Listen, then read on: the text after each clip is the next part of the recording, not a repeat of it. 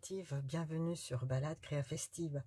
Alors aujourd'hui je reviens vers vous pour faire une vidéo un petit peu particulière dans la continuité de celle que j'avais faite la dernière fois. Je vous mets le lien en haut de votre écran. Et pour m'adresser à toutes celles qui ne connaissent pas Stampin' Up et le scrap en particulier. Alors j'aimerais acheter du matériel chez Stampin' Up, mais je ne sais pas par où commencer, je suis perdue. C'est une question effectivement qui m'a souvent été soulevée par celles qui ne connaissent pas Stampin' Up et le scrap en particulier, ou alors qui ont peu ou pas du tout de matériel à la maison. Donc j'ai décidé de vous aider par cette vidéo qui vous explique tout, en répondant à vos questions dans toute la mesure du possible. Alors mon premier conseil, je vais vous en donner plusieurs, 4 au total. Donc mon premier conseil, vous aurez besoin pour débuter de papier cartonné. C'est la base de notre activité créative. Alors, chez Stampin' Up, il existe 4 collections de couleurs coordonnées. Alors, je vais prendre mon catalogue, l'appel de la créativité, le catalogue annuel, et c'est là que nous avons répertorié la collection de couleurs. Alors, comme je vous le disais, au nombre de 4, collection des neutres, collection des brillants, collection des subtils et collection des royaux. Toujours par 10. Alors, je vais vous montrer un petit échantillon. Alors, vous pouvez choisir la collection de couleurs que vous préférez parmi ces 4-là. À titre d'exemple, je vous montre la collection subtile. Donc, vous avez qui se présente, donc ces différents coloris, qui se présentent sous forme de papier A4 et qui existe également en papier cartonné en 30,5 par 30,5. Ce format de page est souvent utilisé pour faire des pages de scrap. Donc vous voyez ce format ici. Voilà. Alors, donc, ces coloris-là, donc que je vous énumère très rapidement, donc fleur de cerisier, calypso coral, pétales de rose, tellement safran, sous l'écume. Ensuite, vous avez riche raisin, vous avez macaron à la menthe, piscine party, béguin bleu et horizon de bruyère. C'est une collection de pastels, de couleurs pastels qui sont très jolies. Hein, voilà. Mais vous pouvez choisir celle que vous voulez. Ça, c'était pour vous montrer à titre d'exemple. Alors, pour compléter, vous aurez également besoin d'un papier blanc. Le nôtre, il s'appelle Murmure Blanc. Alors, il est essentiel, hein, puisqu'il va constituer la base de toutes vos cartes et autres projets. Il est tout à fait adapté pour recevoir nos encres de qualité. Il est doux et il est lisse. Et puis, je vous conseille également une couleur plus neutre, comme par exemple du noir, qui pourra vous être utile pour compléter votre collection de couleurs. À vous de voir en fonction de ce que vous voulez faire. Voilà. Alors, mon deuxième conseil, il faut penser maintenant au deuxième produit de base. Alors, toujours un indispensable, sans lequel tous nos projets ne pourraient pas se faire. Il s'agit de la couleur. Alors, on la trouve sous différentes formes. Alors, je continue dans ma collection subtile. Donc, sous forme de pas d'encreur, ici il s'agit de la couleur fleur de cerisier. Alors, le pas d'encreur, vous avez également la recharge pour le tampon encreur, toujours en fleur de cerisier. Vous avez également, pour coordonner, le Stampin' Write, qui est un marqueur, qui est un feutre à base d'eau, et donc aquarellable pour la colorisation et l'écriture. Vous avez deux mines. Une mine fine et une pointe pinceau. Voilà. Et puis, il existe également les feutres à alcool, mais bon, j'en parlerai une autre fois. Voilà. Qui font partie de ces mêmes collections de couleurs et qui sont toujours coordonnées. Ce qui vous permet, en fait, d'avoir des projets harmonieux et toujours sans faute de goût. Alors, je vous suggère de choisir la même collection de couleurs que votre papier pour une coordination parfaite en ce qui concerne la couleur, l'encre. Voilà. Comme je ne sais pas si je vous l'ai dit, mais je préfère le repréciser, comme d'habitude, toutes les collections de couleurs sont toujours par 10, que ce soit les tampons encreurs, les marqueurs, que ce soit les papiers. Voilà. Alors, peut-être vous allez me dire, mais quelle est la différence entre le pad encreur ou les marqueurs? La différence, c'est que les marqueurs vous permettent de coloriser vos tampons, notamment si ce sont des tampons de contour. Vous permettront de faire également la technique à l'aquarelle, d'ailleurs tout comme le pad encreur, hein.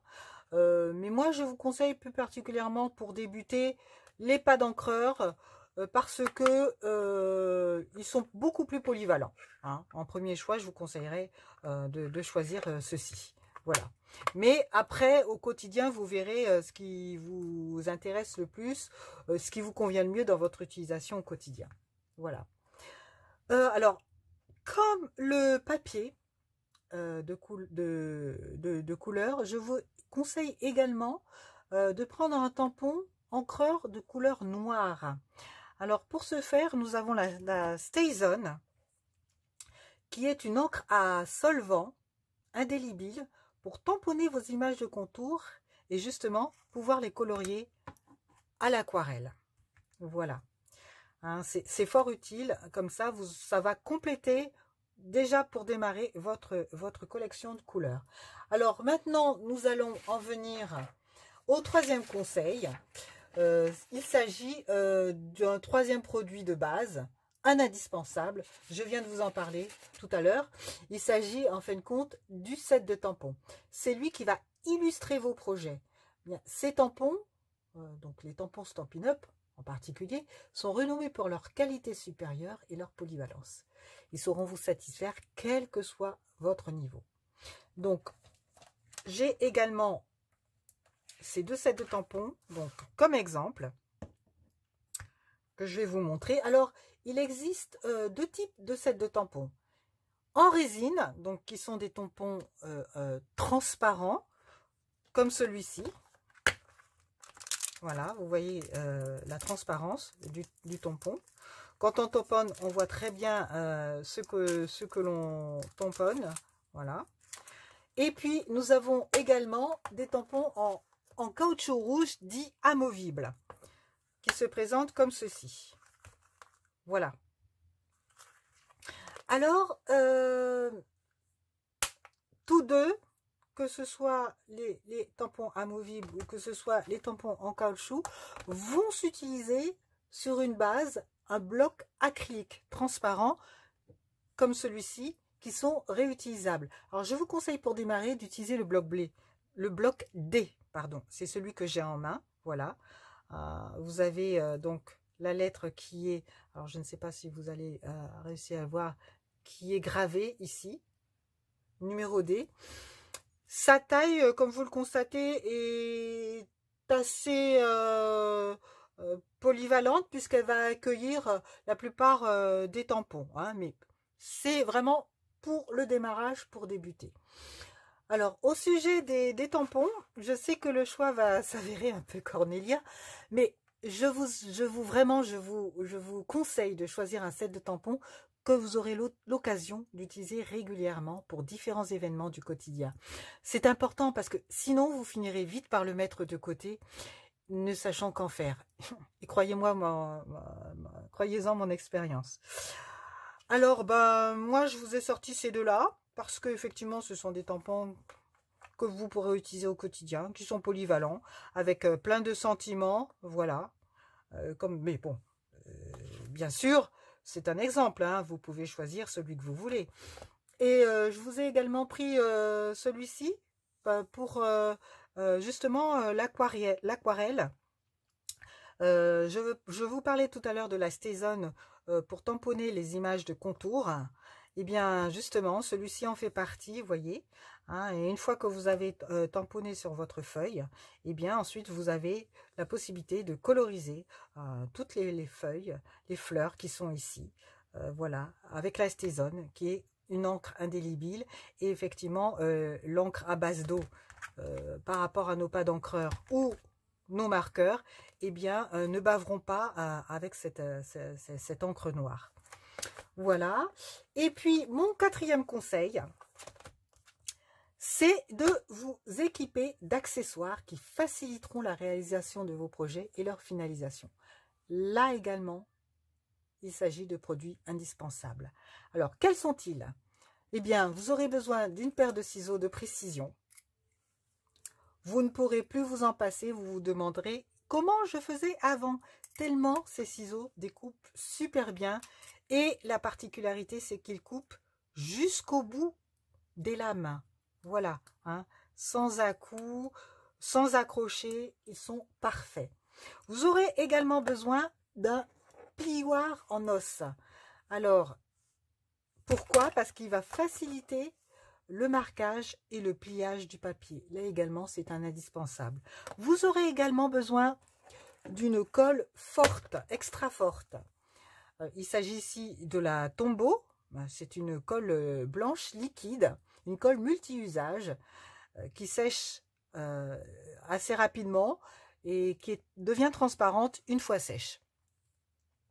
Donc la colle, vous aurez également besoin de mini points de colle.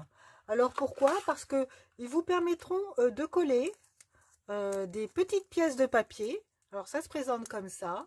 Voilà, des mini points de colle. Ils vous permettront de coller des petites pièces de papier très rapidement et sans bavure. Ce sont des indispensables aussi. Vous aurez également besoin d'un adhésif double face en bande pour tous vos projets. Alors, qui se présente comme ceci. Voilà, en grand rouleau comme ça. Et voilà. Il a une pellicule protectrice que vous enlevez et au dos c'est adhésif et au-dessus également. C'est pour ça qu'on l'appelle un double face. Il vous sera utile pour tous vos projets en 3 dimensions, par exemple pour réaliser des boîtes hein, qui nécessiteront un collage fort. Ça tient vraiment, vraiment très bien. Et vous aurez également besoin d'un autre accessoire. Il s'agit des mousses 3D, ce qu'on appelle les Stampin' Dimensionals, qui sont des doubles faces qui vous serviront à donner du relief et de la profondeur à tous vos projets.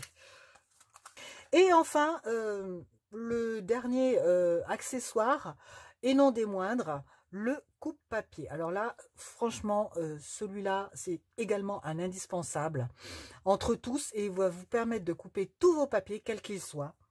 Vous l'avez déjà vu dans mes vidéos, notre fameux coupe-papier qui est superbe. Hein. Je vous ferai également une vidéo sur son utilisation plus tard. Voilà, donc ce fameux coupe-papier, il vous servira à faire donc à couper la poignée marron qui est ici et à faire des plis la poignée grise qui est ici. Voilà, c'est donc un outil multifonction. Alors voilà, c'est une liste qui est non exhaustive bien sûr, mais qui j'espère vous aura été bien utile et vous permettra de bien démarrer le scrap. Alors bien sûr, vous retrouverez tous ces produits dans ma boutique en ligne, donc n'hésitez pas à aller y faire un tour. J'ai d'ailleurs fait un article sur mon blog qui reprend tout ce que je viens de vous dire dans cette vidéo. Vous aurez tous les détails, toute la liste des produits dont vous aurez besoin, avec donc les liens directs sur ma boutique en ligne. Voilà, ben j'espère que cette vidéo explicative comment bien démarrer chez Stampin' Up avec du matériel de base vous aura plu. Si c'est le cas, n'hésitez pas à me mettre un pouce en l'air, m'encourager, abonnez-vous surtout pour d'autres vidéos à venir. Et puis, laissez-moi un commentaire. Si vous avez des questions à me poser, je serai heureuse d'y répondre, bien sûr. Et puis, si vous n'avez pas de démonstratrice, eh bien, je serai heureuse également, et même très ravie, de pouvoir faire ensemble un bout de chemin, vous conseiller, vous aider pour vos projets. Et puis, si vous êtes prête à vous lancer, n'hésitez pas, allez-y! Allez les créatives, je vous dis au revoir, à bientôt pour une autre vidéo. Bye!